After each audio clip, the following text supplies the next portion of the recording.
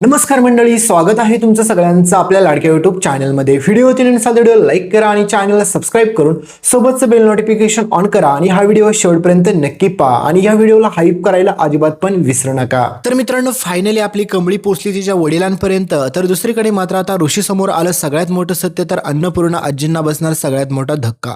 तर नक्की काय घडलं चला संपूर्ण अपडेट जाणून घेऊया। तुम्ही पाहिलंच असेल मित्रांनो की आपल्या बिचाऱ्या कमळीने आतापर्यंत एवढे प्रयत्न केले होते की सांगायलाच नको, कारण की तिला असं वाटत असतं की तिच्या वडिलांच्या सत्यापर्यंत पोहोचणं खूप गरजेचं आहे। पण दुसरीकडे मात्र तुम्ही पाहिलंच असेल की कशा प्रकारे कामिनीला पण ह्या गोष्टीचा सुगावा लागलेला असतो की नक्कीच ती कमळीची आई जिवंत असणार आहे आणि कमळीसोबत एक बाई होती, म्हणजेच ती कमळीची आई तर नसेल ना, कारण की कमळीचा आईचा मृत्यू झालाय असं सत्य कुठं देखील अजून बाहेर आलं नाही।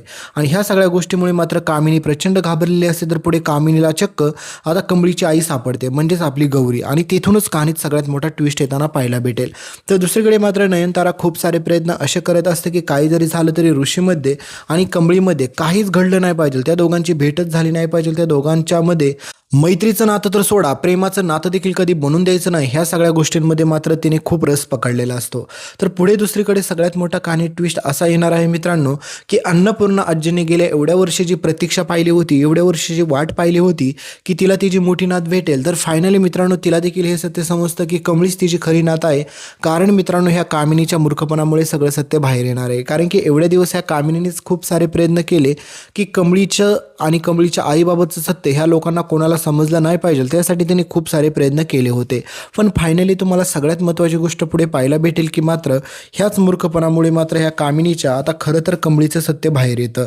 तर पुढे आता कमळीच्या आईची गेलेली मेमरी आता सगळ्यांसमोर आलेली असते, म्हणजेच तुम्हाला माहिती आहे की कमळीच्या आईला काहीच भूतकाळ आठवत नव्हता, हे तुम्ही पाहिलं असेल।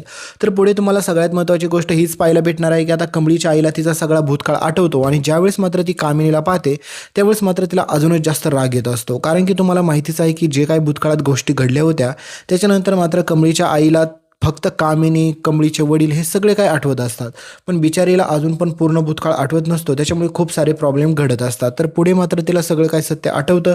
दुसरीकडे मात्र आता ऋषीला आणि कमळीला ह्या दोघांना देखील मात्र ऋषीचे बाबा लग्न करण्याचा पूर्णपणे होकार देतात आणि त्यांना माहीत असतं की जर कमळी आणि ऋषीचं लग्न जर झालं तर सगळं काही व्यवस्थितच पार पडू शकतं। पण मात्र दुसरीकडे मात्र तुम्हाला माहितीच आहे की नयनताराला ही गोष्ट कधीच सहन होणार नाही, तिला ह्या गोष्टीला ती कधीच मान्यता देणार नाही, कारण की तिला माहीत आहे की जर कमळी आणि ऋषी जर लग्न झालं तर त्याच्यानंतर मात्र ती कमळी माझ्या ऋषीचं आयुष्य बर्बाद करून टाकेल आणि तिला माहीतच नसतं की मुळात आपली कमळीचा स्वभाव कसा आहे, त्याच्यामुळे मात्र हे सगळे काही गैरसमज तिच्या मनात होत असतात। तर पुढे तुम्हाला सगळ्यात महत्त्वाची गोष्ट अशी पाहायला भेटेल की आजपर्यंत मात्र नयनताराला हेच वाटत होतं की कमळी गरीब आहे, तिला तिचा वडीलही माहीत नाही, नेमकं त्या मुलीचं काय चाललंय तेच कोणाला कळत नाही, त्याच्यामुळे अशा मुलीसोबत मी माझ्या ऋषीचं लग्न नाही लावू शकत। आणि कमळीने पण ऋषीला सांगितलेलं असतं की ज्यावेळेस तुमची आई स्वतःहून मला मागणी घालायला येईल त्यावेळेस मात्र मी स्वतःहून तिकडे यायला तयार होईल। आणि मित्रांनो आता ह्या सगळ्या गोष्टीमध्ये कहाणी ट्विस्ट येतो, कारण की ऋषीने आतापर्यंत ऋषीला पण माहीत नव्हतं की कमळीचे खरे वडील कोण आहेत, पण पुढे आता ज्यावेळेस सत्य उघडकीस येतं त्यावेळेस मात्र कमळी, सरू आणि सोबतच मात्र राजन आपल्या तिघांची भेट तुम्हाला एकत्र पाहायला भेटेल आणि त्याच भेटीमध्ये ऋषीला धक्का बसतो की कमळीच खरी राजन काकांची मुलगी आहे। त्यावेळेस मात्र ऋषीच्या पायाखालची जमीन सरकते, कारण की ऋषीला असं वाटतं की मग एवढ्या दिवस कमळीला का सत्य समजलं नसेल, नेमकं काय कारण असेल आणि कमळीच्या आईला कोण मारायचा प्रयत्न करत होतं।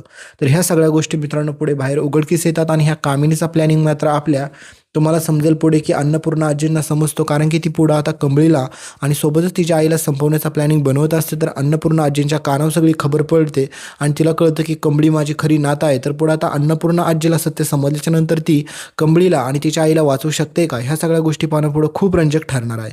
तर भेटूया पुढच्या अपडेटमध्ये। इथपर्यंत व्हिडिओ पाहिला असेल तर व्हिडिओच्या शेवटचं सरप्राईज पाहायला अजिबात पण विसरू नका आणि या व्हिडिओला हाईप नक्की करा। हा तुम्हाला दिसत असेल म्यूस्टॅकचा ओशन फेसवॉश, हा तुम्हाला टॅग प्रोडक्टमध्ये दिसत असेल तर त्याच्यावरती क्लिक करा आणि तिथून आवडणारे तुम्हाला कोणते पण प्रोडक्ट तुम्ही खरेदी करू शकता, एकदा चेक नक्की करा।